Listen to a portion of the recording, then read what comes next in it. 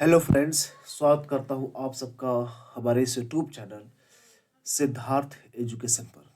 दोस्तों, आज हम लोग हिंदी के वर्णमाला चैप्टर को काफ़ी इम्पोर्टेंट सेक्शन है ये जो इसका हम लोग करीब 50 क्वेश्चन कवर करेंगे जो अक्सर कई एग्ज़ाम में पूछा गया है।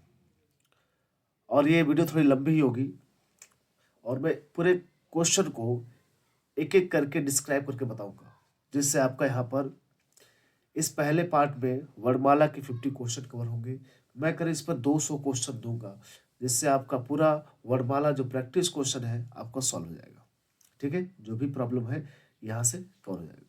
ठीक है दोस्तों, तो चलिए हम लोग स्टार्ट करते हैं अपने इस हिंदी वर्णमाला के फर्स्ट सेशन को, जिसमें 50 क्वेश्चन को कवर करेंगे। ओके दोस्तों, तो चलिए स्टार्ट करते हैं। पहला क्वेश्चन क्या कहा जा रहा है कि वर्णमाला किसे कहते हैं। ओके, वर्णमाला किसे कहते हैं? तो वर्णमाला क्या शब्दों के समूह को, शब्दों के समूह को तो वाक्य कहेंगे।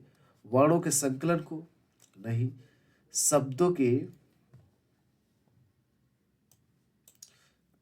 शब्द गणना को, और दिया है चौथा वर्णों के व्यवस्थित समूह को। ओके, तो इसमें सही ऑप्शन क्या होगा? ध्यान दीजिएगा, क्या होगा इसका सही जवाब? इसका जो सही जवाब होगा, देखिए, वर्णों के व्यवस्थित समूह को क्या कहेंगे? वर्णों के व्यवस्थित समूह को ही हम लोग क्या कहते हैं? वर्णमाला कहते हैं। यानी वर्णों के जो व्यवस्थित समूह है वही वर्णमाला कहता है।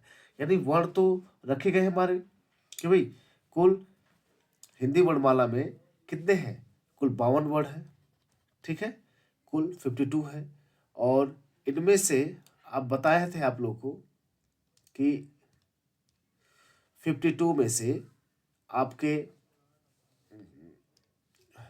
देखिए 52 में से आपके कितने हैं? स्वर 11 है। ओके, और व्यंजन कितने हैं बताइए? व्यंजन कितने हैं? 39 है। क्या है? 39 है। ओके, कुल व्यंजन 39 रखा गया है। लेकिन अगर पूछा है मूल व्यंजन कितने हैं, तो मूल व्यंजन जो है 33 ही है। मूल व्यंजन कितने हैं? 33 ही है। ओके, तो 52 स्वर, 52 कुल वर्णमाला है, मतलब वर्ण है। ओके, उसमें से 11 स्वर है, 39 व्यंजन, लेकिन मूल व्यंजन कितने हैं? 33 ही है। तो इसका सही ऑप्शन क्या होगा? डी, वर्णों के व्यवस्थित समूह को ही क्या कहते हैं हम लोग? वर्णमाला कहते हैं। ओके, नेक्स्ट देखते हैं हम लोग क्या कहा जा रहा है। ये जितने क्वेश्चन है अब समझ गए होंगे। ओके, नेक्स्ट क्वेश्चन देखते हैं। देखिए, नेक्स्ट क्वेश्चन कहा जा रहा है भाषा की सबसे छोटी इकाई कौन सी है? भाषा की सबसे छोटी इकाई कौन है? देखिए, भाषा की सबसे छोटी इकाई जो होती है ध्वनि होती है। और ध्वनि किससे संबंध है? वर्ण से है। किससे है? वर्ण से। यानी भाषा की सबसे छोटी इकाई जो है वो कोई और नहीं, क्या है? वो वर्ण है। क्या है? वर्ण। तो इसका सही जो जवाब होगा वो क्या होगा? आपका डी। ओके, डी होगा। तो इसका मतलब यहाँ पर क्या होगा? वर्ण। आगे बढ़ते हैं नेक्स्ट क्वेश्चन पर। डी वाला ऑप्शन सही होगा यहाँ पर। अब मैं इसको बना देता हूँ ताकि आप लोग ध्यान में रह जाए, ये सिर्फ सही आंसर ही आपके दिमाग में आ पाए। तो यहाँ पर क्या होगा? वर्ण। नेक्स्ट क्वेश्चन हम लोग बढ़ते हैं। कहा जा रहा है, देखिए, वर्णमाला, हिंदी वर्णमाला में वर्ण है कितने? वर्ण है हिंदी वर्णमाला में कितने वर्ण है?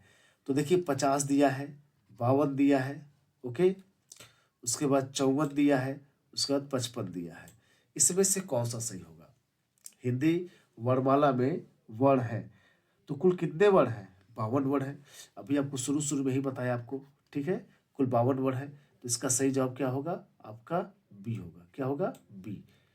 ओके, नेक्स्ट बढ़ते हम लोग। अगला क्वेश्चन क्या कहा जा रहा है?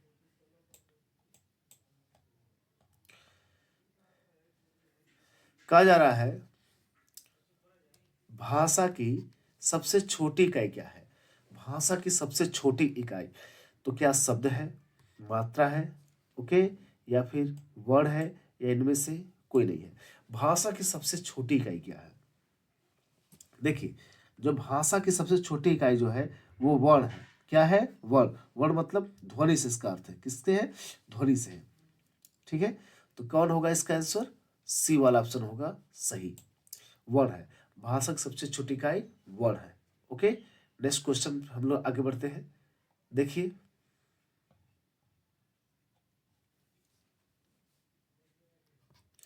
व्यंजन और स्वर के संयुक्त रूप को क्या कहते हैं? अच्छा, ये क्वेश्चन में नीचे रखे तो साफ नहीं आया है, इसको सही पे लगा दिया हूं। कहा जा रहा है व्यंजन और स्वर के संयुक्त रूप को क्या कहते हैं? जब व्यंजन और स्वर, ओके, व्यंजन और स्वर दोनों मिल जाएंगे तो क्या कहेंगे? वर्ण कहलाएंगे, ध्वनि कहलाएंगे, अक्षर कहलाएगा, या फिर वाक्य कहलाएगा? बताइए इसमें क्या जवाब होगा? इसका सही जवाब जो होगा, ध्यान दीजिएगा,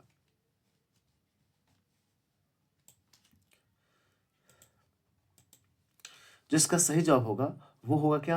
अक्षर। क्या कहलाएगा? व्यंजन और स्वर के मिलने से क्या बनता है? अक्षर बनता है। जैसे आप क लिखेंगे, ये एक अक्षर है ना, क, लेकिन इसमें आप क को जब तोड़ेंगे तो क के नीचे हलंत लग जाएगा, ये व्यंजन कहलाएगा, और ये अस्वर में बढ़ जाएगा। ये क्या है आपका? ये व्यंजन है। ओके, और ये क्या है आपका? ये स्वर है। ठीक है, यानी व्यंजन और स्वर के दोनों से मिलने से क्या बना? हमारा अक्षर बना। ओके, नेक्स्ट क्वेश्चन देखिए हम लोग। कर रहा 6 नंबर क्वेश्चन, हिंदी भाषा में कितने स्वर हैं? हिंदी भाषा में अभी आपको बताया था, हिंदी भाषा में कितने स्वर है? कुल 11 स्वर है। कितने स्वर है भाई? 11। तो हिंदी में कुल कितने स्वरों की संख्या है? कुल 11 स्वर है। और स्वर को भी दो भागों में बांटा गया है कि भाई, स्वर को दो भागों में बांटा गया। कौन कौन से स्वर है? आप ध्यान से ऐसे यहाँ पर लिख देता हूँ, स्वर। ठीक है, इसमें दो स्वर मिलेंगे, जिसे हम ह्रस्व स्वर भी कहते हैं। क्या बोलते हैं? ह्रस्व स्वर या लघु स्वर भी कहते हैं। ठीक है, ह्रस्व स्वर कहिए, लघु स्वर या मूल स्वर कहते हैं। वो कौन है? देखिए, छोटा अ, छोटी ई, छोटा ऊ, ये री। ठीक है, ये ह्रस्व स्वर के, लघु स्वर या मूल स्वर कहिए। उसके बाद जो आता है, उसके बाद क्या है? दीर्घ स्वर। इसे दीर्घ स्वर कहिए। ओके, या फिर इसे क्या कहिए? गुरु कहिए। हो गया, या फिर आप इसे संधि स्वर कहिए। तो दीर्घ कहिए, चाहे गुरु कहिए, चाहे संधि कहिए, यानी अ ई उ री को हटा दिया जाए तो आपके जो भी बचते हैं, ठीक है, जो भी आपके बचते हैं, आह को और आह को हटा दिया जाए तो जितने भी आपके, जैसे कौन है? बड़ा आ, बड़ी ई, बड़ा ऊ, ए ओ, इसे द्विमात्रिक स्वर भी कहते हैं। ठीक है, तो ये क्या है? दीर्घ स्वर कहलाते हैं, या गुरु स्वर या संधि स्वर कहेंगे। ओके दोस्तों, तो नेक्स्ट क्वेश्चन पे हम लोग आगे बढ़ते हैं। क्या कहा जा रहा है? हिंदी भाषा में कितने व्यंजन हैं? हिंदी भाषा में व्यंजनों की संख्या देखिए, यहाँ पर 36 दिया गया, 40 दिया है, 31 दिया है।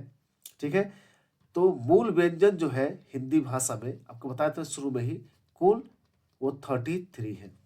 मूल व्यंजन कितने हैं? 33 ही है। ओके, जिसमें आपके स्पर्श आ जाएंगे, जिसे हम मूल व्यंजन कहते हैं, स्पर्श व्यंजन कहते हैं। जिसमें आपके स्पर्श व्यंजन जो है वो कौन है? क, च, ट, त, प वर्ग, यानी क वर्ग में 5 आएंगे, च वर्ग में 5 आएंगे, ट वर्ग में 5 आएंगे, त वर्ग में 5 आएंगे, प वर्ग में 5 आएंगे, यानी ये कितने हैं? कुल 25 है। ओके, और देखिए, आपके अंतस्थ व्यंजन आ जाएंगे। अंतस्थ व्यंजन ये कितने हैं? ये भी आपके 4 है। ओके, और आपके उष्ण व्यंजन आ जाएंगे, ये भी कितने हैं? 4। 25 4 29 4 33। ओके, स्पर्श व्यंजन बता दिया ना आपको, जो क वर्ग का 5, क, च, ट, त, प, इस सब वर्ग के 5 5 25 हो गए। अंतस्थ व्यंजन में कौन आते हैं? य र ल व। कौन आते हैं? य र ल व। ये आपके 4 आते हैं। उच्च व्यंजन कौन होते हैं? जो बोल से उष्मा निकलती है। श, षटकोणवा श, ओके, छोटा श और ह। ये आपके क्या आते हैं? उच्च व्यंजन। हो गया, तीनों 100 आ जाएंगे और ह आ जाएगा। तो इसमें क्या हो गया आंसर? 33 सही आंसर है। ओके, नेक्स्ट क्वेश्चन देखिए क्या कहा जा रहा है। एक से अधिक वर्णों के मेल को क्या कहते हैं? जो एक से अधिक वर्ण होते हैं इनके मेल को क्या कहते हैं? एक से अधिक वर्णों के मेल को ही अक्षर कहते हैं। क्या बताया ना, यानी वर्णों के मेल को ही क्या कहा गया? अक्षर कहा गया। क्योंकि पता है इसमें दो, एक स्वर वर्ण होगा और व्यंजन मिल जाएगा। तो इन दोनों की वजह से क्या बना? अक्षर ही तो बना।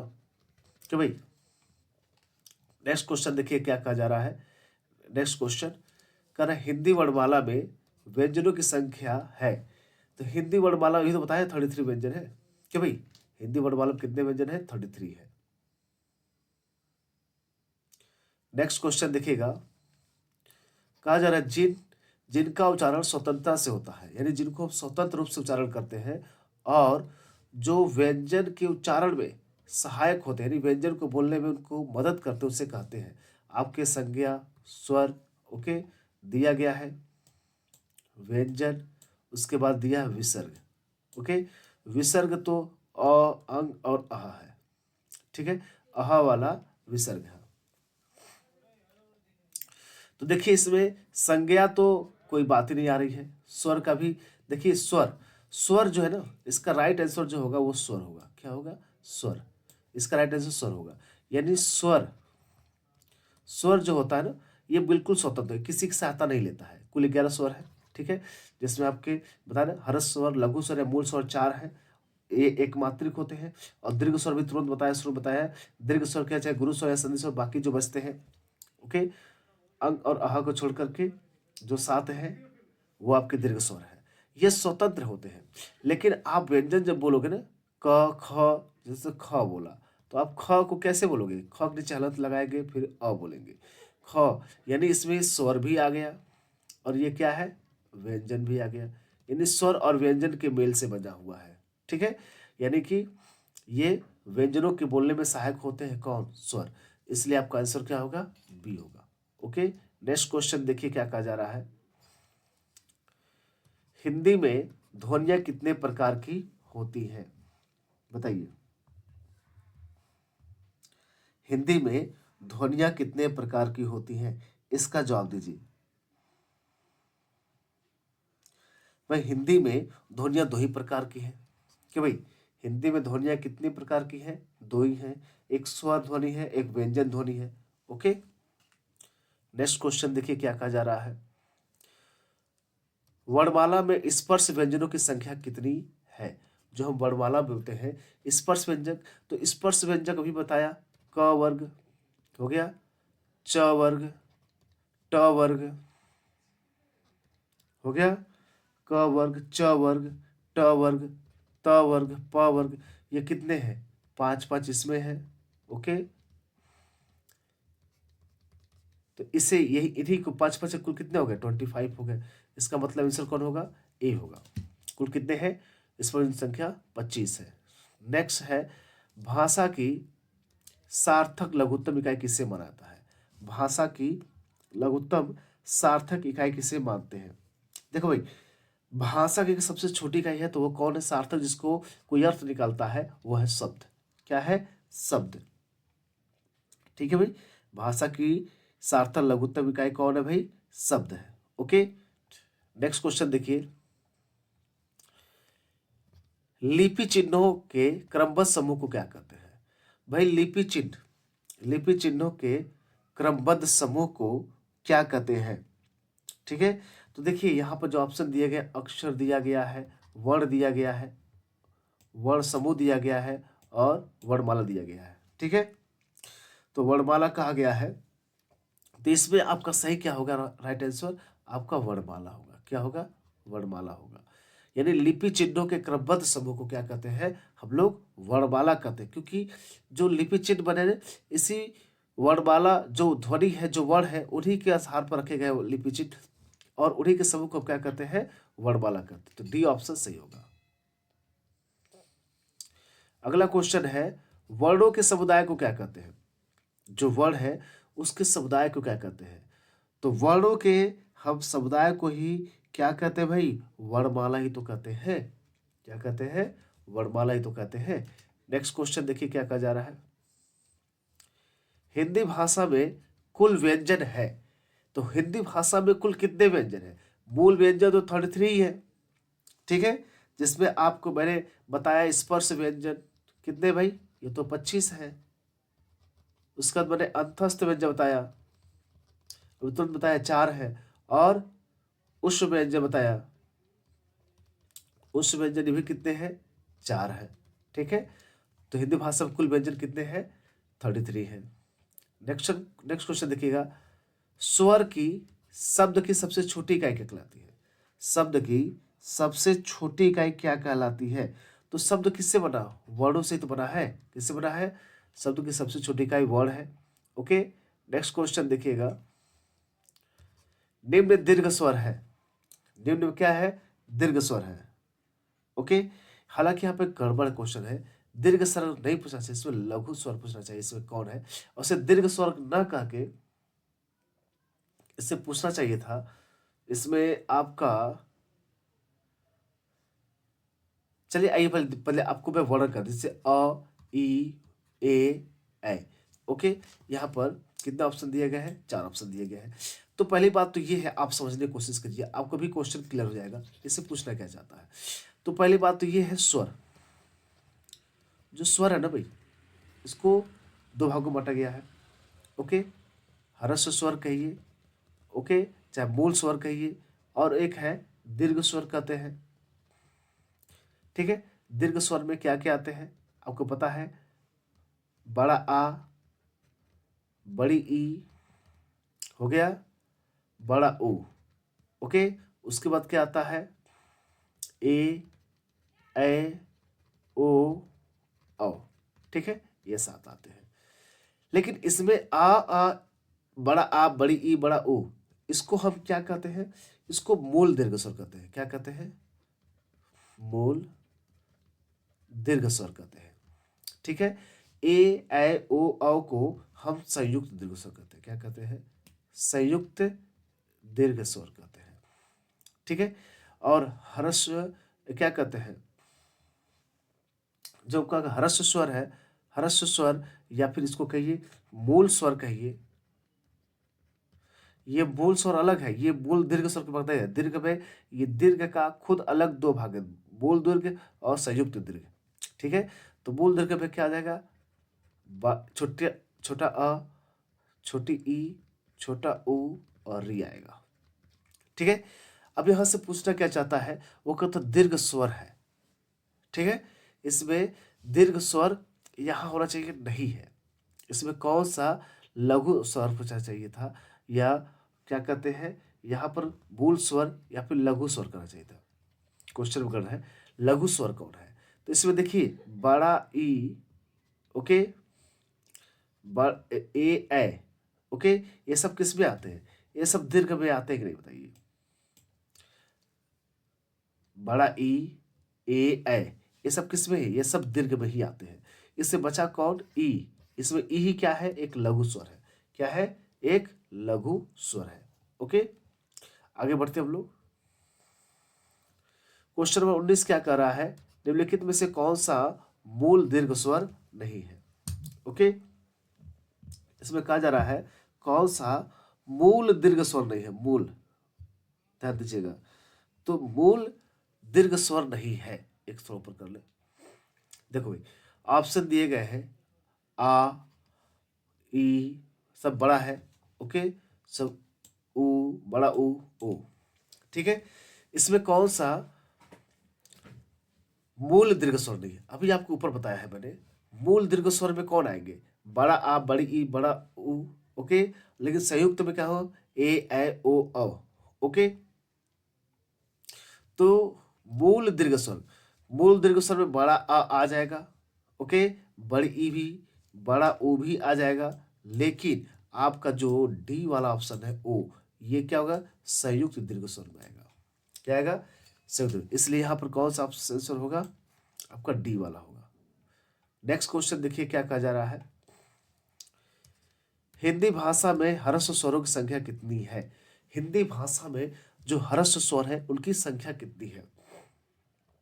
देखिए भाई, हिंदी भाषा में ह्रस्व स्वर, तो ह्रस्व स्वर कितने हैं भाई, अभी आपको ऊपर बताया था ना, ये कुल कितने हैं, 4 ही तो है। सॉरी, गड़बड़ लग गया। देखिए कुल कितने हैं ह्रस्व स्वर, 4 ही तो है। कौन है ह्रस्व स्वर, ह्रस्व स्वर की मूल स्वर कहिए या लघु स्वर कहिए, हो गया, या फिर मूल स्वर कहिए। ये कौन है, छोटा अ, छोटी ई, छोटा उ और री, ये सब क्या है, ह्रस्व स्वर है। नेक्स्ट क्वेश्चन देखिएगा, निम्न में दीर्घ स्वर कौन सा है। दीर्घ स्वर की बात कर रहा है। देखिए दीर्घ स्वर, तो यहाँ पर आप देखिए क्वेश्चन में थोड़ा सा यहाँ पे लग रहा है गड़बड़ तो नहीं है यहाँ पर भी, क्योंकि दीर्घ स्वर की बात कर रहा है। तो दीर्घ स्वर में आपके बड़ा आ, बड़ा ओ नहीं आता है, हो गया, तो बड़ा आ ही आएगा, क्योंकि दीर्घ स्वर की बात कर रहा है। दीर्घ स्वर में यहां पर आप समझ जाइएगा, ये ओ हो गया, ए ठीक है, ए ओ औ, ठीक है, ये सब क्या है, इनको हम संयुक्त दीर्घ स्वर बोलते हैं। क्या बोलते हैं, संयुक्त दीर्घ स्वर बोलते हैं। इसे हम संयुक्त दीर्घ स्वर बोलते हैं। है तो सब स्वर, ये तो सब है दीर्घ स्वर ही है, ये सब दीर्घ स्वर है, लेकिन यहाँ क्वेश्चन में ये जो है, हो गया, बड़ा आ, बड़ी ई, हो गया, बड़ा ओ, इसे बोलते हैं मूल दीर्घ स्वर, ठीक है, मूल दीर्घ। तो यहां पर एक चीज जोड़ना चाहिए था, मूल दीर्घ स्वर कौन है, तो यहां पर कौन हो जाएगा भाई, ए होगा। ओके, आगे बढ़ते क्वेश्चन नंबर, देखिए 22 क्या कह रहा है, किस स्वर के उच्चारण में दीर्घ स्वर से भी अधिक समय लगता है। ठीक है, अब क्वेश्चन यहां पर थोड़ा सा, अब हम लोग ऊपर बढ़ रहे हैं। 22 नंबर क्वेश्चन कर रहा है कि किस स्वर के उच्चारण में दीर्घ स्वर से भी अधिक समय लगता है। आपको बता दें, देखिएगा, चूंकि आप लोग जानते हैं जो मूल स्वर होता है, या जिसे ह्रस्व स्वर कहते हैं या लघु स्वर कहते हैं, ये एक मात्रिक होता है। कितना होता है, एक मात्रिक होता है। और दीर्घ स्वर होता है, ये क्या होता है, द्विमात्रिक होता है। क्या होता है, द्विमात्रिक होता है, हो गया, ये द्विमात्रिक होता है, यानी इसमें द्विमात्रिक की भावना आती है, ये द्विमात्रा वाले, ठीक है, उच्चारण के आधार पर। तो उच्चारण के आधार पर एक मात्रिक है, द्विमात्रिक है। अब ये पूछा गया है कौन सा दीर्घ, ठीक है, किस स्वर के उच्चारण में दीर्घ स्वर से भी अधिक समय लगता है। किस स्वर, ऐसा कौन सा स्वर है जिसके उच्चारण में ज्यादा समय लगता है, दीर्घ स्वर से भी अधिक समय लगता है। ठीक है, तो वो कौन है, प्लुप्त है। वो कौन है, प्लुप्त स्वर है। ठीक है, वो प्लुप्त स्वर है जिसके उच्चारण में क्या होता है, दुगना समय लगता है। ठीक है, अब प्लुप्त क्या है भाई, बताइए आप लोग प्लुप्त के बारे में जानते हैं, बताइए। जैसा कि हिंदी वर्ड वाला हम जब पढ़ते हैं तो उसमें प्लुप्त स्वर भी आता है। ओके, जब प्लुप्त स्वर हम पढ़ते हैं, जैसे आप लोग कई बार अक्सर नाम पढ़ते होंगे ओम, क्या पढ़ते हैं, ओम। तो ओम जब बोलते हैं तो वहां भी क्या आता है, प्लुप्त स्वर आता है। और जैसा कि इसके बारे में और कुछ आपको बताना चाहता हूं,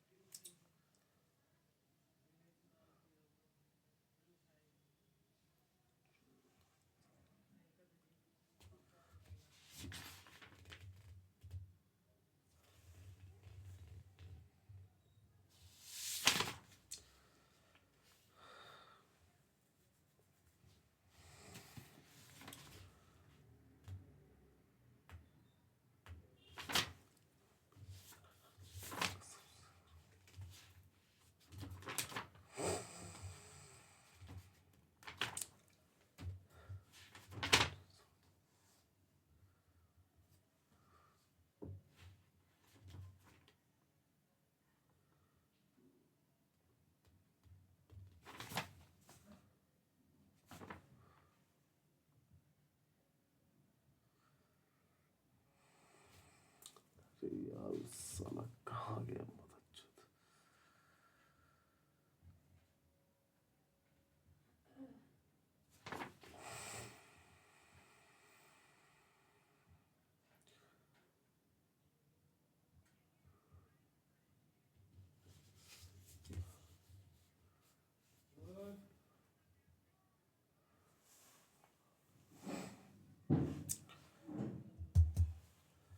देखिए दोस्तों, जैसा प्लुप्त जो स्वर है, कहाँ गया, इसको मैं पहले साफ कर दूं। आप लोग समझ गए होंगे मूल या ह्रस्व लघु स्वर क्या होते हैं भाई, एक मात्रिक होते हैं। ठीक है, अब इसको देखिएगा, जैसे मैंने कहा प्लुप्त कहा,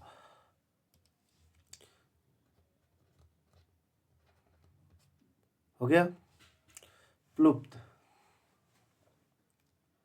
प्लुत बोलते हैं इसको।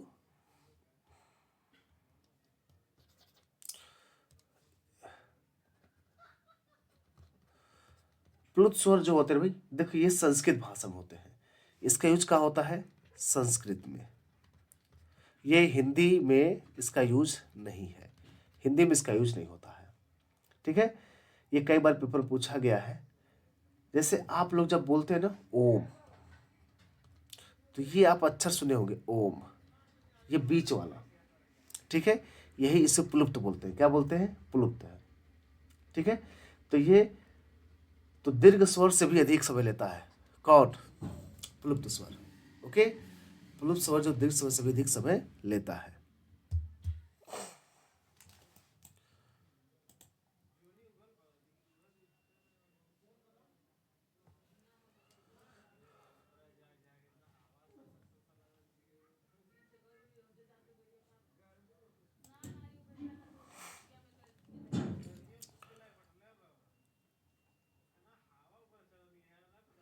आइए नेक्स्ट क्वेश्चन हम लोग देखते हैं, क्या कहा जा रहा है यहां पर, प्लुत स्वर कौन सा है। इसमें पूछा जा रहा है कौन सा इसमें प्लुत स्वर है, बताइए आप लोग, इसमें प्लुप्त स्वर का यूज कहां हुआ है।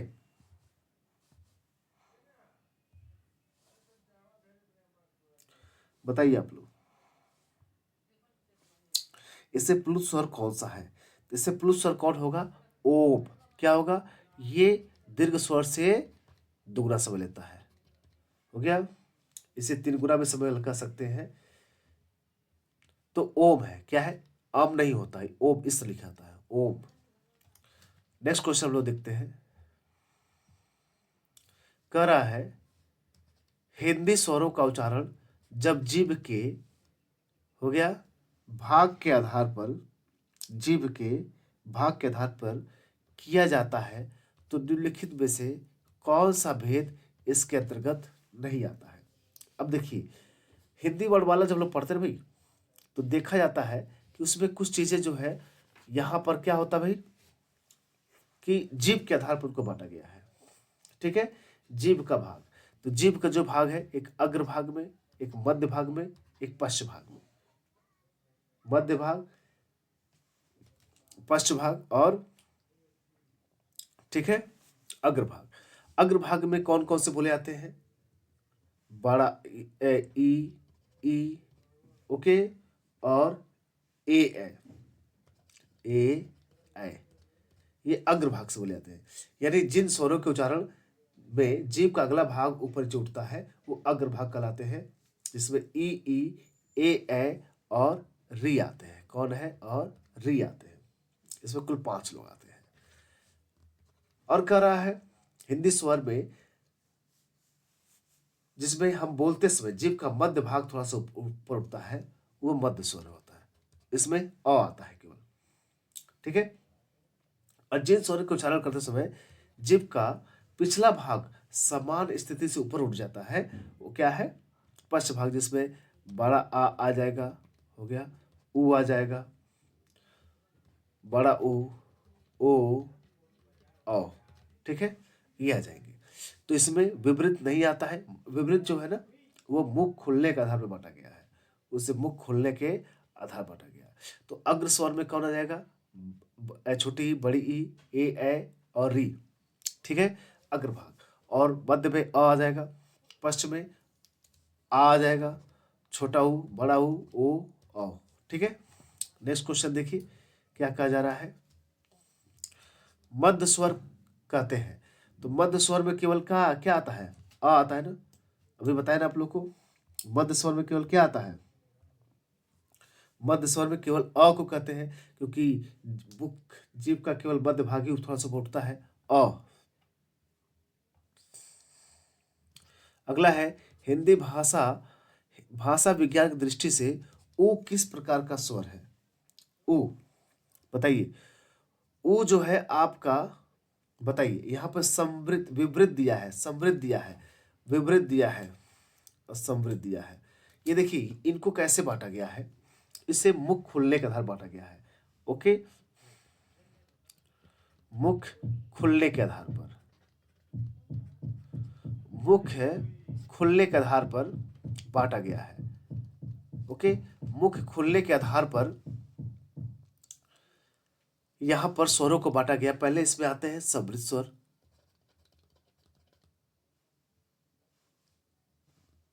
समृद्ध स्वर। ओके, उसके बाद आता है विवृत स्वर। ओके, समृद्ध स्वर और विवृत स्वर आता है। और देखिए इसमें एक भाग और बांटा गया है। पहले देखिए समृद्ध स्वर क्या है, मतलब जिनको बोलने से मुख कम से कम खुलता है, लगभग मुख बंद ही रहता है एकदम। ओके, तो कौन है? बड़ी ई, छोटी ई, ऊ, बड़ा ऊ, री। ओके, इनको बोलते समय मुंह लगभग बंद ही रहता है। और विपरीत मतलब पूरा खुल जाता है, मुंह पूरा खुल जाता है। जैसे बड़ा आ आएगा, क्या आएगा? बड़ा आ आएगा। ये आपके क्या हो जाएंगे भाई? देखिए भाई, ये क्या आ जाएंगे? बड़ा आ जाएगा, तो ये आपके विपरीत स्वर कहलाएंगे। क्या कहलाएंगे? ये विपरीत स्वर कहलाते हैं। ठीक है, नेक्स्ट देखिएगा। अगला जो है अर्धसमृद्ध। सो फ्रेंड आप लोग देख सकते हैं, जैसा कि यहां पर इसमें एक आता है अर्धसमृद्ध स्वर।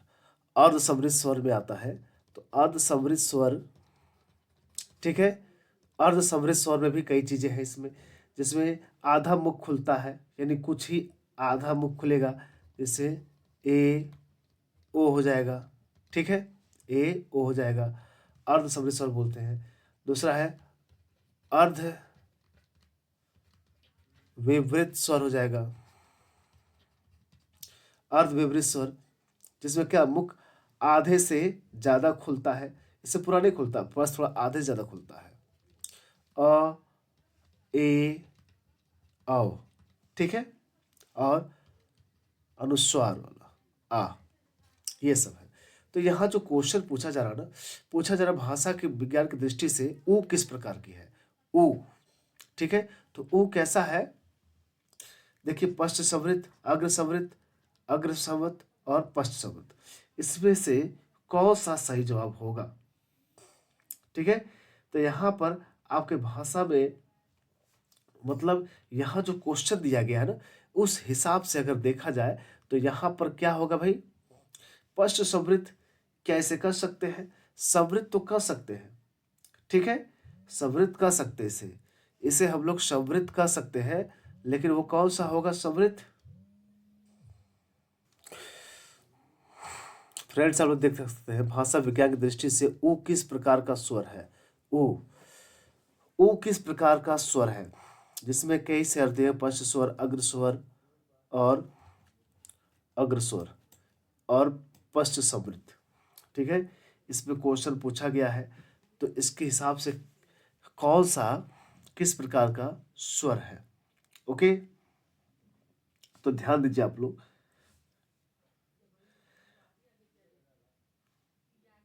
तो इसका जो सही जवाब होगा ना, वो पश्च समृद्ध होगा। क्या होगा? पश्च समृद्ध होगा। पश्च समृद्ध में क्या होता है, पहले आपको ये जान लेना जरूरी है। पश्च समृद्ध, ठीक है, पश्च समृद्ध होगा।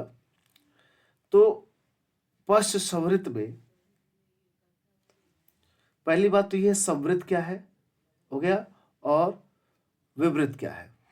संवृत का मतलब होता है कि जिसको बोलने पर बिल्कुल मुख ना खुले, हो गया, यानी मुख सबसे कम खुलता है, उसे संवृत कहिए या पश्च संवृत कहिए।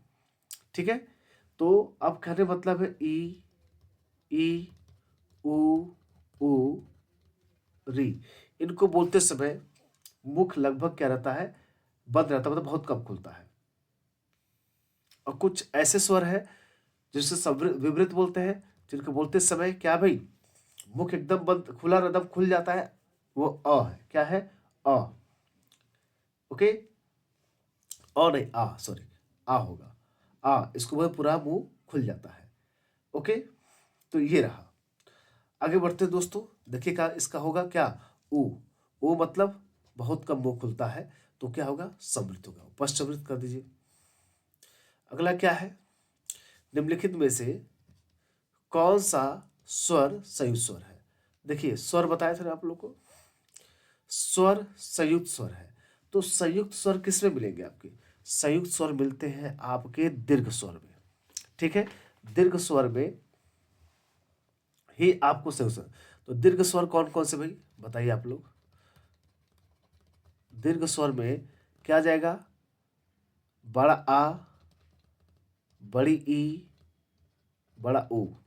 ओके, उसके बाद क्या बोलते हैं, ए, ऐ, ओ, औ, ये क्या होते हैं बताइए भाई?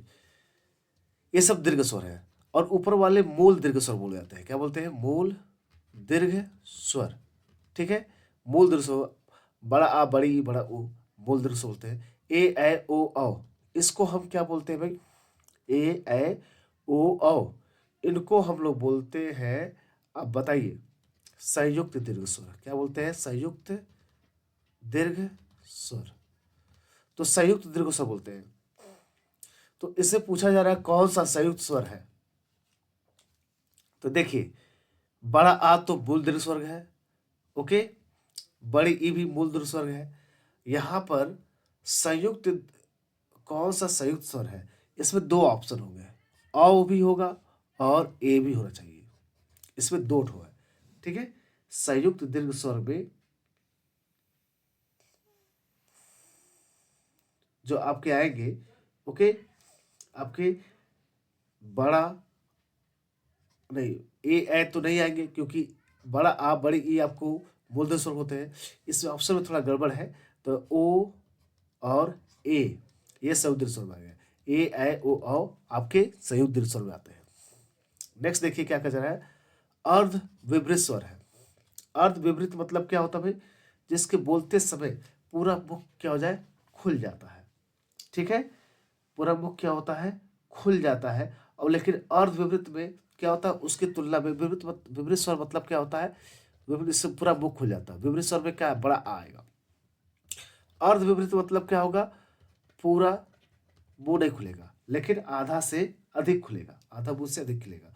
तो कौन आ जाएंगे, ए, ऐ, ओ, नहीं, औ आएगा, ए, ऐ, औ, और आ आएगा। ठीक है, चतुर्विद, तो ये आपके इसमें कौन है, ये अर्धवित नहीं, वो नहीं है, हो गया। ये आपका ए होगा, क्या होगा, ये तो बिल्कुल नहीं होगा, आ, ये तो पूर्णतः विवृत में आता है। ठीक है, ए तो ये भी नहीं आएगा। ठीक है, ये तो समृद्ध में आता है, तो इसमें क्या होगा, ए होगा। क्या होगा, ए। आगे बढ़ो दोस्तों, स्वर संधि के प्रकार है। स्वर संधि के प्रकार, तो स्वर संधि को कितने भागों में बांटा गया है? ओके, इसमें जो क्वेश्चन पूछा है तो 29 स्वर संधि के प्रकार है। स्वर संधि के तीनों प्रकार आते हैं, दीर्घ स्वर, ओके, ह्रस्व स्वर और प्लुप्त स्वर। दीर्घ स्वर कितने भाई, आपको बताया है कुल 7 है, ये कितने हैं, ये 4 है। और ये कितने भाई, ह्रस्व स्वर को ही मूल स्वर कहते हैं या लघु स्वर कहते हैं। अपलुप्त स्वर में कौन कौन से आएंगे आपको बताया है, जैसे ओम, जिसे दीर्घ समय से ज्यादा समय लगता है दीर्घ स्वर से। ओके, नेक्स्ट क्वेश्चन देखिएगा, हिंदी की अग्र अघोष समृद्ध स्वर ध्वनि है। हिंदी की उग्र अघोष समृद्ध ध्वनि है। अग्र, अग्र बोलेंगे, अग्र। और क्या बोला जा रहा है भाई? अवृत्ताकार हो जाए, यहां पर गड़बड़ हो गया। अवृत्ताकार, अघोष ने अवृत्ताकार। हिंदी की अग्र अवृत्ताकार समृद्ध स्वर ध्वनि है। इसमें से कौन होगा? इसमें से बी है। क्या है? बी। ई है। क्या है? बी। ध्यान दीजिए, जैसा पूछा जा रहा है अग्रभाग से बोला गया है। क्या बोला गया है? अग्रभाग से बोला गया। और पूछा गया अवृत्ताकार स्वर ध्वनि है, यानी वे स्वर जिनका उच्चारण करते समय ओठ गोल नहीं होता है अपितु फैल जाता है, उसे क्या बोलते हैं? अग्र अवृत्ताकार समृद्ध में। तो अग्र अवृत्ताकार समृद्ध कौन है? अ, आ, ठीक है, छोटी ई बड़ी, अ आ छोटी ई बड़ी, और ए ये ऐसे है ना, देखिएगा, ये अग्रभाग से भी है और अवृत्ताकार है। इनको सब बोलते समय मुंह फैल जाता है लेकिन गोल नहीं होता, ओठ गोल नहीं होता है। तो अ आ ई ए, ठीक है, ये सब चीजें हैं। इसमें ऐश्वर क्या होगा? ई होगा, ठीक है, आ तो नहीं होगा। ओके, इसमें देखिएगा, आप कहेंगे सर यहां पर तो सर यहां पर सर आप कहेंगे कि सर इसमें तो आ भी तो आया है। ओके, यहां पर क्या आया है? आ भी तो आया है, यहां पर ए भी तो आया है, ठीक है, यहां पर ए भी आया है और अ भी तो आया है सर, तो केवल ई ही क्यों है? ये अग्र की बात किया है। किसकी बात किया है? अग्र। तो अग्र वाले भाग में जब इसको तोड़ेंगे तो ई आता है। क्या आता है? केवल ई आता है। अग्र वाले भाग में अग्र, अग्र की बात करेगा, अग्र वृत्ताकार समृद्ध स्वर संधि, तो कौन है? ई है। ये बाकी पश्च है। क्या है? पश्च वाले भाग है। नेक्स्ट क्वेश्चन क्या है? स्वरों के उच्चारण में लगने वाले समय को कहते हैं। स्वरों के उच्चारण में लगने वाले समय को क्या कहते हैं? जो स्वर है उनके उच्चारण में लगने वाले समय को क्या कहते हैं? मात्रा कहते हैं। क्या कहते हैं? स्वर के उच्चारण में लगने वाले समय को हम उच्चारण करते हैं। तो आपको बता दें, स्वर में दो है, एक मात्रिक स्वर जिससे मूल स्वर भी बोलते हैं, या दीर्घ स्वर लघु स्वर बोलते हैं, ओके, ह्रस्व स्वर बोलते हैं। तो वो एक मात्रिक और द्विमात्रिक बता दिया आप लोग को। दीर्घ स्वर वाले आ जाएंगे 32। मात्रा स्वर को क्या कहते हैं? मात्रा स्वर को क्या कहते हैं? मात्रा स्वर को, तो इसे वर्ण दिया है, सबरूप दिया है, रूप दिया है, शब्द दिया है। मात्रा स्वर को क्या कहते हैं बताइए? मात्रा स्वरूप को हम समरूप कहते हैं या ग्राफिम कहते हैं, ठीक है। मात्रा स्वरूप को हम क्या कहते हैं? मात्रा स्वर को हम समरूप कहेंगे, यानी मात्राओं का अध्ययन कहता है, समरूप। ओ औ किस प्रकार के वर्ण है? तालव्य में दिया गया है, ओके, मूर्धन्य किया, दंतोष्ठ दिया गया है, कंठोष्ठ, ठीक है। ओ औ आपके जो होंगे ये कंठोष्ठ होंगे। कैसे होंगे? क्या होंगे? कंठोष्ठ होते हैं। ओ और औ, ध्यान दीजिएगा, ओ और ओ, यानी कि कहा जाए कि उच्चारण के आधार पर स्वरों के 6 भेद माने जाते हैं। एक होता है कंठ है, जो कंठ से निकलते हैं, कंठेश्वर। कंठेश्वर में अ आ आता है, ठीक है, क्या आता है? आ आता है आपका, ठीक है। मूर्धन्य में क्या आता है? मूर्धन्य में री आता है केवल। तालव्य में क्या आता है? तालव्य में छोटी ई बड़ी ई आता है। दंतोष्ठ में क्या होता है? दंतोष्ठ में क्या होता है बताइए? दंतोष्ठ में इसमें नहीं आता है, ठीक है। लेकिन कंठोष्ठ में क्या आता है भाई? आपके बताइए। कंठोष्ठ में आपके आते हैं ओ औ, ठीक है, ओ औ आते हैं। उ ओष्ठ में आ जाएंगे, ओके। तो यहां पर आप समझ गए ना, इसका क्या है? ओ औ कंठोष्ठ में आएंगे। स्वर किसका भेद है? स्वर किसका भेद है भाई बताइए? स्वर जो है वर्ण का भेद है। किसका है? संधि समास लिंग नहीं, ये वर्ण का भेद है स्वर। नेक्स्ट क्वेश्चन देखिए क्या कहा जा रहा है। निम्नलिखित में से कौन सा संयुक्त स्वर नहीं है? तो संयुक्त स्वर कौन सा नहीं है भाई? संयुक्त स्वर में क्या होता है? ए ओ औ, ये संयुक्त स्वर में आते हैं। तो यहाँ पर ए है और क्या है? ओ है। ठीक है, ओ है। लेकिन यहाँ पर कौन सा नहीं है? ऊ। ऊ आपका क्या आएगा? ये मूल स्वर में आएगा। किस में आएगा? मूल दीर्घ स्वर में आएगा। मूल दीर्घ स्वर में आएगा, तो औ नहीं होगा। ओके, नेक्स्ट बढ़ते हैं। निम्नलिखित में से कौन सा स्वर कंठ तालव है? कंठ तालव में पूछा गया है। तो कंठ तालव में कौन कौन से आते हैं? ए, ये कंठ तालव है। और कंठोष्ठ बताया था अभी आपको। कंठोष्ठ, कंठोष्ठ में ओ औ आएंगे। हो गया? ओ औ कंठोष्ठ में आ जाएंगे। मूर्धन्य में क्या आ जाएंगे? मूर्धन्य में आपके कौन आ जाएंगे? री आ जाएंगे। मूर्धन्य में क्या जाएंगे? री आ जाएंगे। ओष्ठ में ऊ आ जाएंगे। ऊ। तालव्य में क्या जाएगा? तालव्य में बताओ भाई, तालव्य में छोटी बड़ी आ जाएगा। तो कंठ तालव्य में बात बता ना, ए और ओ औ कंठोष्ठ में आ जाएंगे। ठीक है, ओ और किस में आएंगे? कंठोष्ठ में। निम्नलिखित में से कौन से शब्द में अनुनासिकता है? अनुनासिकता, ठीक है, अनुनासिकता है किस शब्द में है? ये 37 नंबर क्वेश्चन है, बताइए।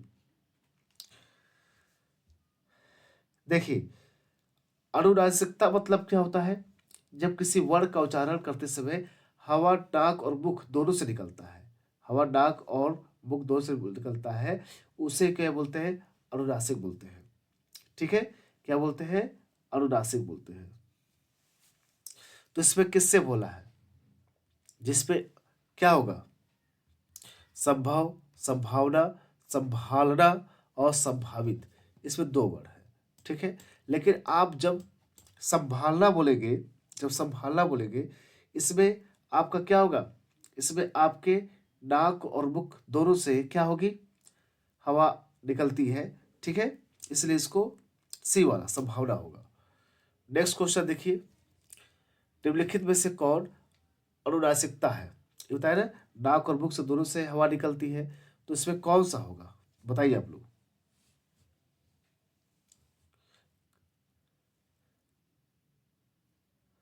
कंबल किया है, कंगन दिया है, कैंची दिया है और कंठाप दिया है। ठीक है, देखिए अनुनासिकता में अक्सर क्या होता है? चंद्र बिंदु लगा होता है। क्या होता है? चंद्र बिंदु। ये कैंची नहीं होगा यहाँ पर, यहाँ पे कटीला होगा। क्या होगा? कटीला। ठीक है, कटीला। तो इसमें क्या होगा? चंद्र बिंदु जहां लगता है वो क्या होता है? अनुनासिकता के नियम को फॉलो करता है, तो ये कटीला होगा। किस वर्ण का उच्चारण स्थान कंठ तालु है? किस वर्ण का उच्चारण स्थान कंठ तालु है? कंठ तालु की बात कर रहा है। ठीक है, तो कंठ तालु का कौन सा स्थान है? कंठ तालु, देखिए कंठ तालब कहे जाए कंठ तालु, तो कंठ तालब में क्या आते हैं? ए आते हैं, कंठ तालब आते हैं। और ओ औ कंठोष्ठ आते हैं। ठीक है, तो कंठ तालब में क्या आ जाएंगे? ए आते हैं, तो ए आ जाएगा। ओके, अगला है ए के उच्चारण स्थान का नाम क्या है? ए के उच्चारण स्थान का नाम क्या है? ए के उच्चारण स्थान का नाम क्या है? तो ए जो होता है ना, वो कंठ तालब में आता है। किस में आता है? कंठ तालब में आता है। तो इसका ऑप्शन क्या होगा भाई बताइए? ए जो होगा डी होगा, कंठ तालब में। बता ना, ए ओ औ कंठोष्ठ में जाएगा। अगला है ए का उच्चारण स्थान कौन सा है? देखिए बार बार फिर वही क्वेश्चन रिपीट कर दिया, ए और ए। ठीक है, कंठ तालब में आएगा ना भाई। किस में आएगा? कंठ तालब में। मात्रा का धर्म स्वर कितने प्रकार के होते हैं? मात्रा के आधार पर स्वर को कितने भागों में बांटा गया है? मात्रा के आधार पर देखिएगा, यहाँ पर इंपॉर्टेंट क्या है, पूछा गया मात्रा के आधार पर। तो मात्रा के आधार पर स्वर बताइए कितने होते हैं?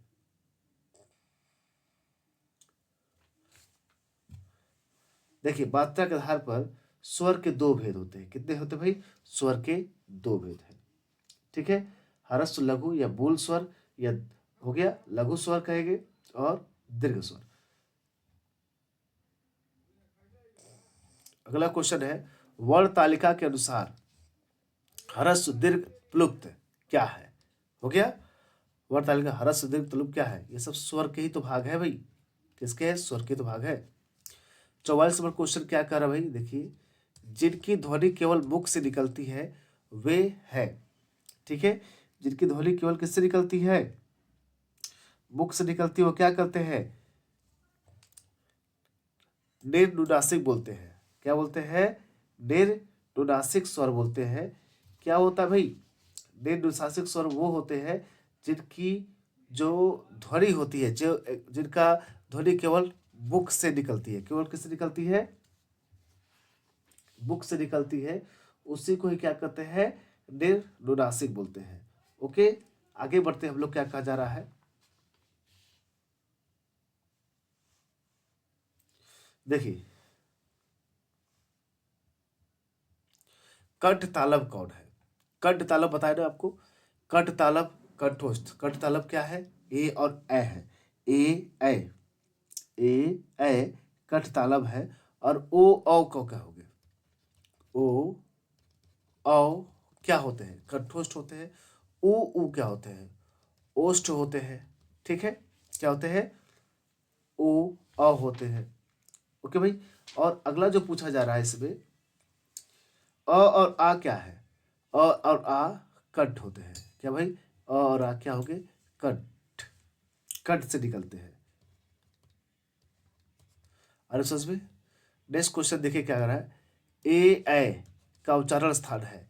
ए और ए का जो उच्चारण स्थान है वो कंठ तालव है। क्या है? कंठ तालव है। ए और ए कंठोष्ठ में ओ और औ आ जाएगा। ठीक है, निम्नलिखित में से कंठ ध्वनियां कौन सी है जो कंठ से बोली जाती है? बताइए। अब हिंदी वर्णमाला में आ गया है भाई। ठीक है, हिंदी वर्णमाला में व्यंजन जो है वहां से पूछा रहा है। तो क ख पहला जो है ये कंठ से बोला जाता है। क ख ग क वर्ग, जो क वर्ग है ये कंठ से बोले जाते हैं। कंठ है। ओके, च वर्ग तालव है। कौन है? च वर्ग तालव है। ट वर्ग क्या है भाई? ट वर्ग मूर्धन्य है। ओके, प वर्ग क्या है भाई? दंत है। अब क्या सॉरी, त वर्ग दंत दंत है। त हो गया। और प वर्ग क्या भाई? प वर्ग, अब बताइए प वर्ग क्या है भाई? ओष्ठ है। ठीक है, तो इसका सही आंसर ये हो जाएगा। निम्नलिखित में से हिंदी की कंठ ध्वनि है, हिंदी की कंठ ध्वनि कौन है निम्नलिखित में से? तो हिंदी की यहाँ ई दिया है, वो क्या? त दिया है, और फ दिया है, ह दिया है। तो इसमें से क्या जवाब देंगे आप लोग? कंठ ध्वनि कौन सी है? ओके, बताइए आप लोग, इसमें से कंठ ध्वनि क्या है? देखिए यहाँ पे ह होगा। क्या होगा? ह। ह जो है कंठ ध्वनि है। ओके, यहाँ पे क्या होगा? ह। ह क्या होगा? कंठ ध्वनि। ह भी आता है किसमें? कंठ ध्वनि में ह भी। जैसे क से अंगा तक, क ख ग घ ग, ठीक है, ये कंठ से ही है। लेकिन बाकी जो आपके ह भी है ना, वो भी कंठ में ही आता है। ठीक है, ह जो है कंठ में ही शामिल किया गया है। अगला है र। र का उच्चारण कौन सा है? मूर्धा है, कंठ है, तालु है, दंत है? बताइए। र नहीं, यहाँ पे घ होना चाहिए, घ। सॉरी। अच्छा, र पूछ दिया तो र बता दीजिए। र क्या है? मूर्धन्य है। मूर्धा बोलेंगे, मूर्धन्य बोलेंगे। ठीक है, मूर्धा में ट आड़ा है र श। ओके, निम्नलिखित में से कंठ वर्ण है, तो कंठ वर्ण कौन कौन से भाई, कंठ वर्ण कौन कौन से है बताइए आप लोग, कंठ वर्ण। तो यहाँ पे आपके य ई य श दिया गया है, ठीक है, री ल, तो इसमें कौन होगा, बी, बी होगा, आ हो गया, ह हो गया, विसर्ग हो गया, ये भी क्या हो गए, कंठ में ही आते हैं, ठीक है, कंठ में।